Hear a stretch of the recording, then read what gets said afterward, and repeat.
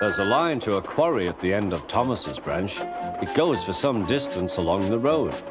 Thomas was always very careful to whistle here in case anyone was coming.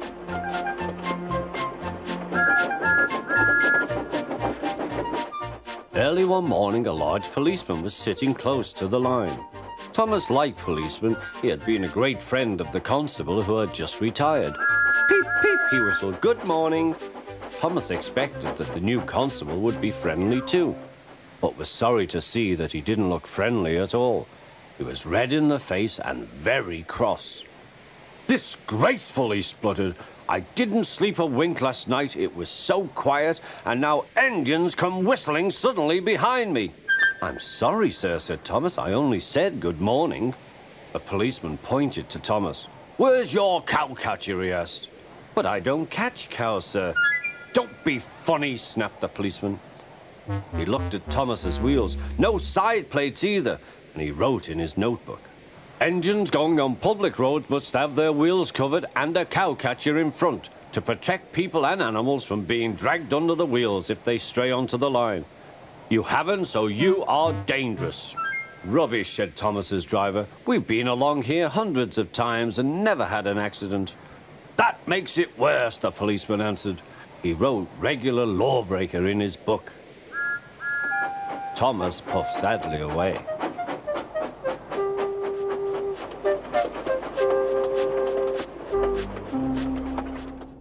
The fat controller was having breakfast. He was eating toast and marmalade. The butler came in. "Excuse me, sir, you are wanted on the telephone." "Bother that telephone," said the fat controller. "I'm sorry, my dear," he said to his wife. "Thomas is in trouble with the police, and I must go at once." At the station, Thomas's driver told the fat controller what had happened. Dangerous to the public, indeed. We'll see about that. The fat controller spoke to the policeman.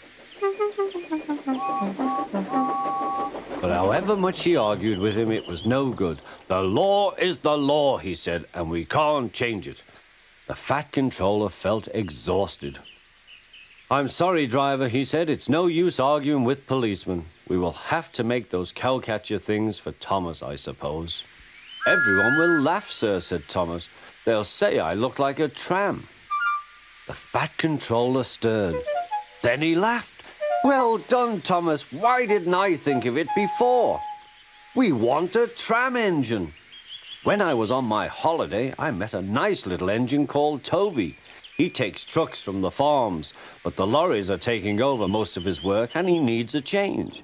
He has cowcatchers and side plates. I'll write to his controller at once."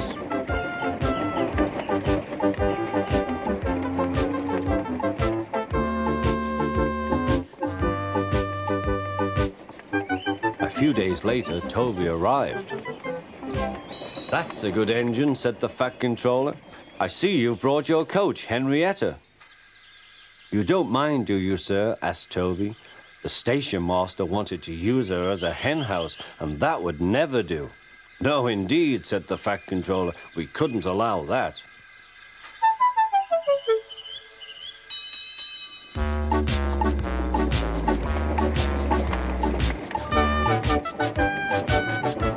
Toby made the silly trucks behave even better than Thomas did.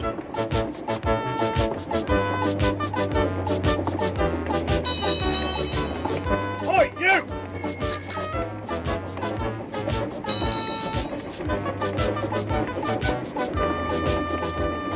At first, Thomas was jealous, but he was so pleased when Toby rang his bell and frightened the policeman.